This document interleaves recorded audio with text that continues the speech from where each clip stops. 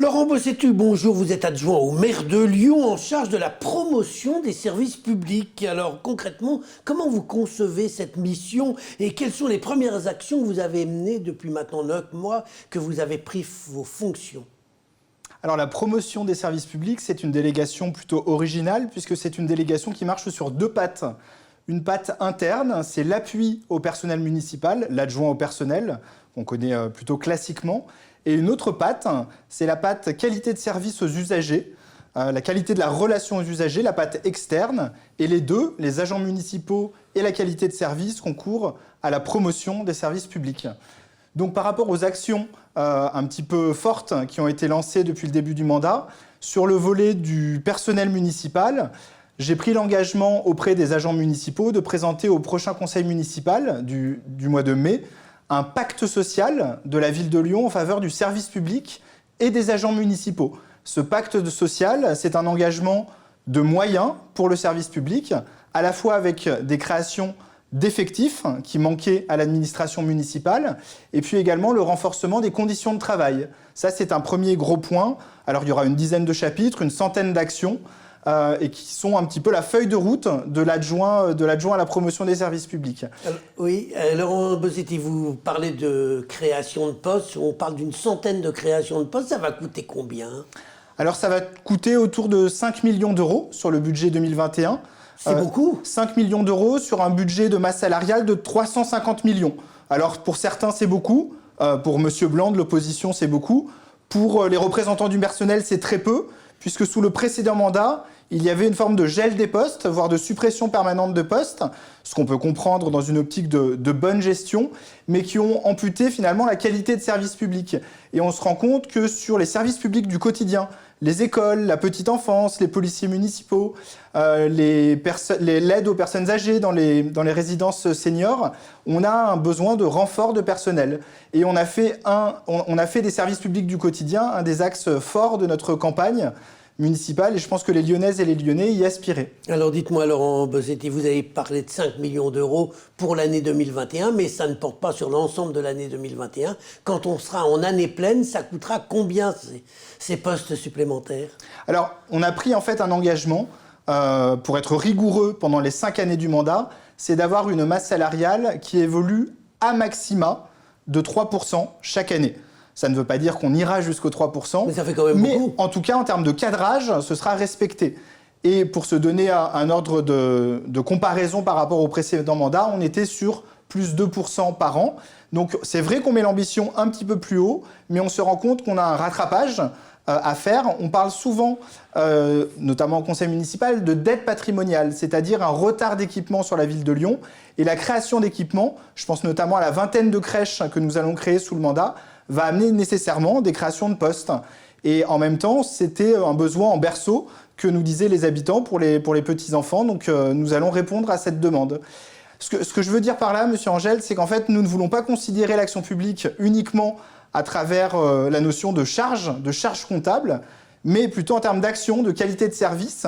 Et derrière ces fonctionnaires qu'on pointe rapidement avec une calculette en disant « ça va nous coûter combien ?», on y voit plutôt une force, des nouveaux services aux Lyonnais ou des services renforcés là où il en manquait. Mais il n'empêche que vous êtes dans une crise qui va être une crise financière, puisque la crise sociale actuelle va aboutir à une baisse des recettes. Et elle aboutit déjà à une baisse des recettes. Donc, d'une part, on a des recettes qui baissent, et d'autre part, des dépenses qui augmentent. Il y a un déséquilibre. Et un jour, il faudra bien payer l'addition.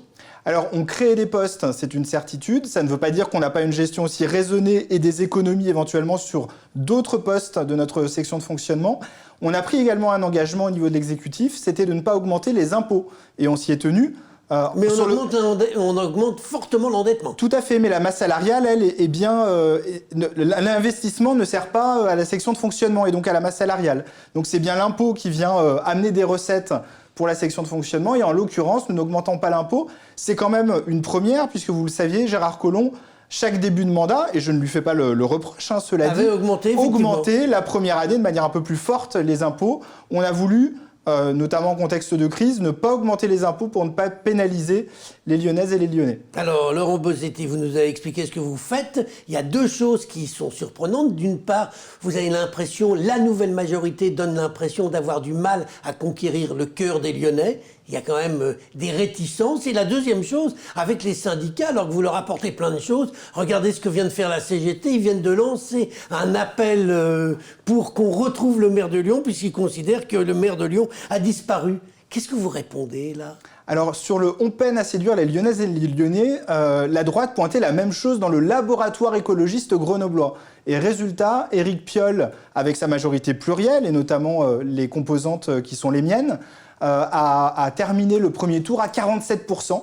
Ce qui était un score fleuve et qui montrait qu'en fait, là où on disait les Grenoblois n'aiment pas leur maire, eh bien finalement, était démenti par le scrutin. Et bien moi, je vous fais le pari que dans 5 ans, les scores seront très bons pour notre majorité parce que nous avons renversé les choses. C'est-à-dire que nous avons mis à l'honneur les services publics du quotidien plutôt que les grands projets. Nous avons porté du coup une ville plus inclusive, notamment au niveau du logement avec l'encadrement des loyers, l'office foncier solidaire, des mesures fortes en matière de solidarité, 25% de logements sociaux, notre engagement d'ici la fin du mandat sur Lyon. C'est des choses qui sont très différentes du modèle lyonnais avec l'attractivité à tout prix, qui ne prenait plus vraiment en compte les besoins des Lyonnais, et je pense que nous répondrons présent. Et puis pour votre deuxième question... L'avis de recherche, alors. L'avis de recherche de Grégory Doucet par la CGT. Eh ben, j'ai vu ce tract syndical du coup sur le week-end dernier. C'est fait avec humour, et je pense que c'est aussi le jeu des syndicats de dire vous devriez aller plus loin en termes de services publics et de fonctionnaires, là où l'opposition nous dit vous en faites beaucoup trop et vous êtes trop dépensiers. Moi, je pense qu'on est là dans, finalement, la démocratie sociale au sein de l'entreprise. On a des syndicats qui sont réformistes, d'autres qui sont plutôt radicaux. Et je crois qu'on est dans le jeu d'acteurs qui est naturel, qui fait vivre cette démocratie sociale. C'est d'essayer, pour les syndicats, de faire bouger les lignes. Moi, je considère qu'ils sont dans leur rôle. Et donc, je considère que cette critique est plutôt naturelle et normale. Ils sont quand même sévères. Ils considèrent que les élus, je cite, ont perdu leur conscience de gauche. Vous avez l'impression d'avoir perdu votre conscience de gauche ? Alors moi, je pense que je n'ai pas perdu ma conscience de gauche. Au contraire, le pacte social que nous allons passer en conseil municipal, dont je vous parlais tout à l'heure, il est construit avec une centaine de propositions qui sont issues de 6 mois d'écoute et de concertation des différentes organisations syndicales, et notamment de la CGT. Et je me suis emparé de beaucoup de propositions qui nous ont été formulées pour les mettre à l'honneur dans ce contrat qu'on passe avec les agents municipaux, avec des moyens supplémentaires et des vraies conditions de travail améliorées. Donc je pense répondre, mais les syndicats, c'est normal, c'est leur jeu, voudront toujours pousser le curseur un peu plus loin.